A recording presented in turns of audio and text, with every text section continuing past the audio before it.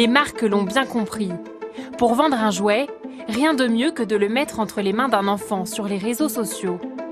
Enlève la languette dorée, tourne une fois et prononce la formule magique. Les marques n'hésitent pas à fournir des milliers de jouets à des familles qui mettent en avant leurs enfants sur Internet. Combien rapportent ces vidéos aux familles? Ces enfants influenceurs sont-ils assez protégés? Y a-t-il des abus? C'est le plus du 20h.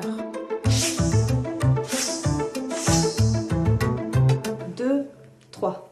Bonjour à tous, aujourd'hui on va vous présenter un nouveau jeu, on vient de le recevoir, il y a quoi? Il y a un instant, il y a 1 heure on vient de le recevoir. C'est surtout qui est pressé? Moi.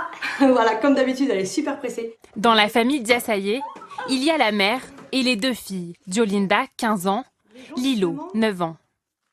T'essaies de gagner cette fois, hein? Allez, vas-y, je compte sur toi. Elles enregistrent aujourd'hui une vidéo de promotion pour un jeu de société. À l'approche de Noël, leurs 2 millions d'abonnés attirent les marques. Une notoriété gagnée en 3 ans. Ça n'a pas marché tout de suite, hein. Avant d'en vivre déjà, il faut du temps, hein. Non, c'est beaucoup de travail. Derrière, il y a énormément de travail. Lorinda Diassaye a quitté son métier de photographe. C'est grâce à ses vidéos, vues des milliers de fois, qu'elle gagne aujourd'hui de l'argent.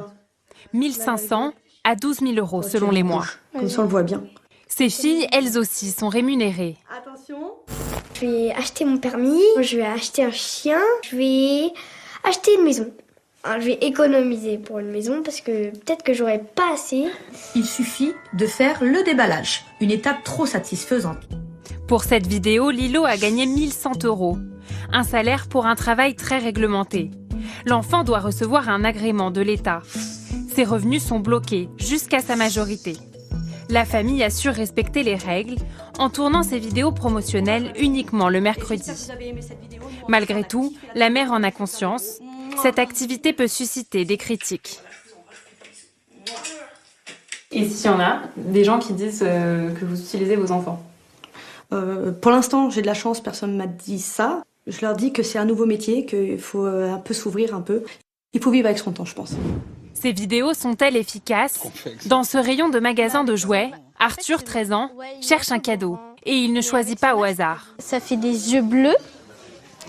Ça fait... ça parle aussi.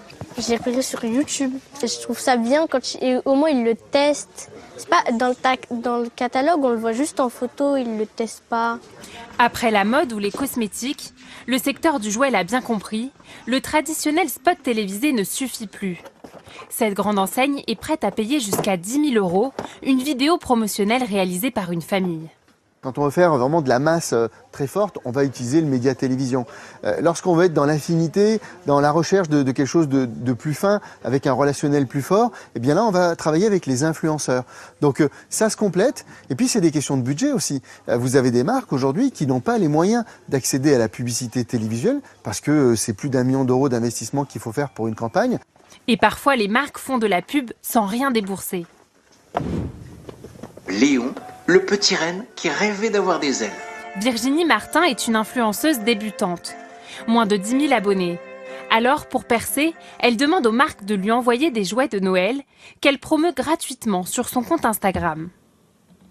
J'ai reçu cette maison d'une marque de jeux de construction. Et puis, j'ai reçu également ça qui est une conteuse à histoire avec plein de petites figurines autour. Dans ses vidéos, elle met en scène sa famille, sa fille de 6 ans, Alicia. Qu'est-ce que tu en fais de tous ces jouets? Je joue avec. Exposer son enfant sur les réseaux sociaux, une décision prise en famille. Le père a posé ses conditions. Si elle ne souhaite pas apparaître, ma fille a le choix de le faire. Ça reste du plaisir et c'est vraiment le mot que je veux transmettre et que je lui dis, si tu prends du plaisir, ça me va. Mais à un moment donné, il ne faut pas que ça soit vraiment, que ça prenne de l'ampleur sur notre travail, sur notre quotidien, etc. Avec cette activité, Virginie Martin espère gagner assez d'abonnés pour attirer les marques et enfin décrocher des contrats rémunérés. Bon, alors vas-y, dessine, ma chérie.